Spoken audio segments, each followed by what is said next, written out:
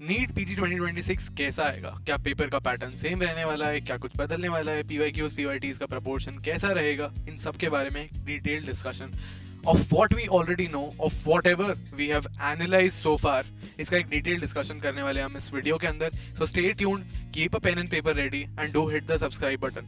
Before that, if you need any help or guidance preparing for the NEET PG or the INI-CT exam, और कुछ भी मुझसे one on one discuss करना चाहते हो, then 9116324253. This is my WhatsApp number जिस पे आप कभी भी रीच आउट कर सकते हो. सिर्फ इतना सा मैसेज कर दो कि hi sir, I need guidance, and I will get back to you as soon as I can, and we can discuss whatever problem you are having and what can be change if it needs to be change. ठीक है.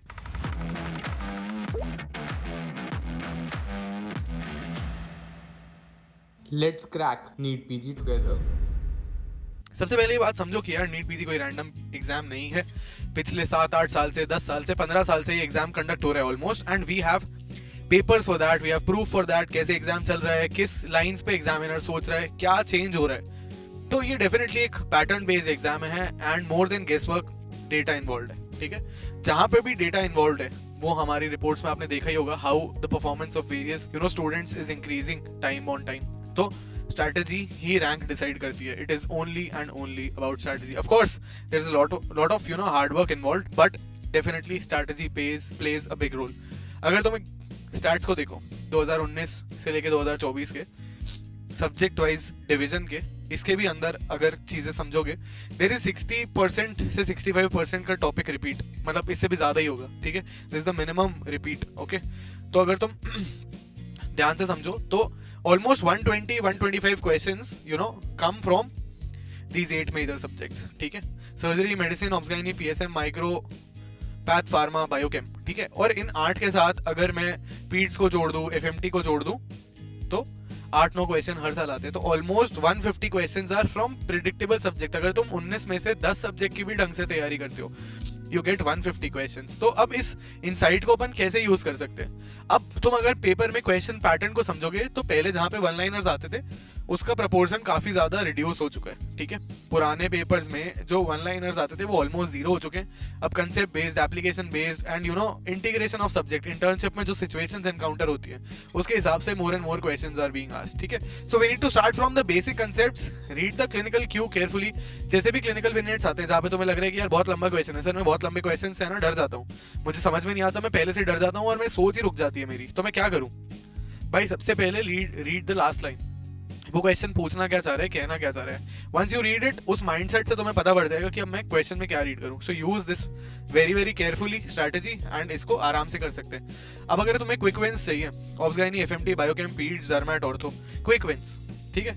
पढ़ोगे, time भी ज्यादा लगे. Obs gynae of course लंबा subject है थोड़ा, लेकिन the number of questions are worth we have to do it. Core investments में क्या आएगा? Surgery, path, pharma, micro. Time भी लेंगे, क्वेश्चन भी देकर जाएंगे. Obs gynae can also be put in this same category. क्या सब्जेक्ट्स में हमें थोड़ा सा लीवे है, क्या सब्जेक्ट्स हम थोड़ा सा अवॉइड कर सकते हैं?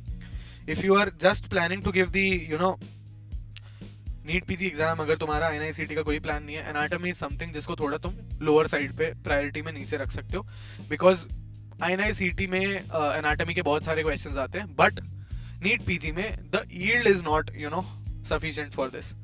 अब सबसे पहले इंपॉर्टेंट चीज क्या है यार, इमेज बेस्ड क्वेश्चंस की मैं बात करूं, बहुत सारे लोगों के डाउट्स आते हैं सर इमेज बेस्ड क्वेश्चंस को कैसे टारगेट करें.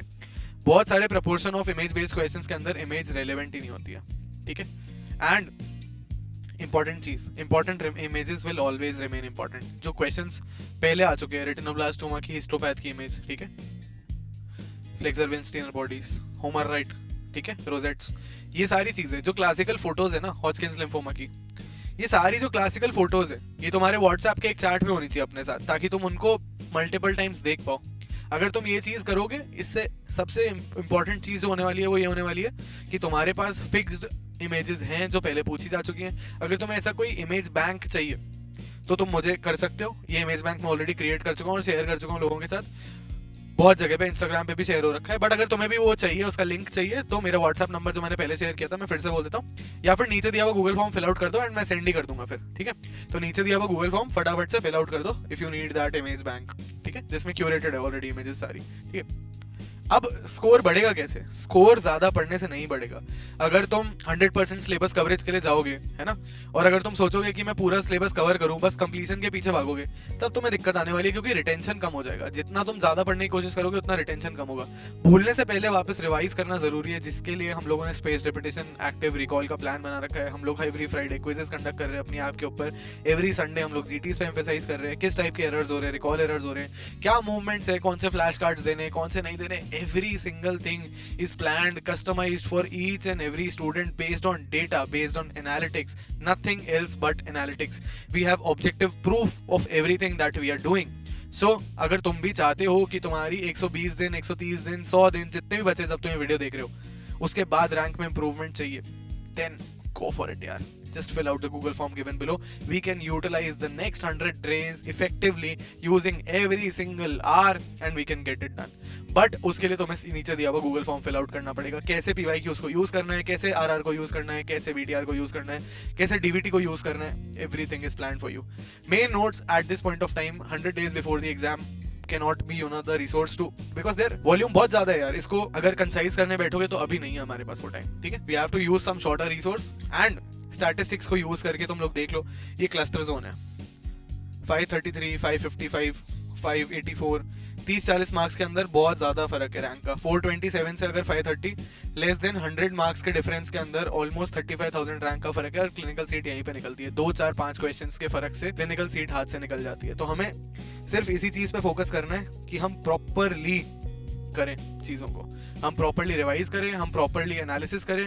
इस सब के लिए हमारा सिस्टम बैठा है। तो हमें सिर्फ एक छोटी सी चीज करनी है, इस नीचे दिया हुआ गूगल फॉर्म फिल आउट करना है, ठीक है। कौन से रिसोर्स का क्या स्ट्राइक रेट है, ये सारी चीजें हम लोग डिस्कस कर लेंगे। और अगर तुम लोग फॉर्म नहीं फिल कर पा रहे हो, लिंक विंक नहीं खुल रहा है, ये मेरा व्हाट्सएप नंबर है, कभी भी रीच आउट करो, जो पूछना है पूछो, मिलके फोड़ देंगे, तैयारी कर लेंगे एंड रैंक निकाल लेंगे। अगर तुम्हें देखना है कि हमने क्या किया है पास्ट के अंदर, मल्टीपल इंटरव्यूज यूट्यूब के ऊपर है, देख लो जाके। ऑल इंडिया टॉप 100 रैंक्स भी प्रोड्यूस करिए। अगर तुम भी टॉपर बनना चाहते हो, गवर्नमेंट क्लिनिकल सीट इंश्योर करना चाहते हो in the next 100 days, just reach out. All the very best. Thanks for watching. Do like, share and subscribe to the channel. Thank you.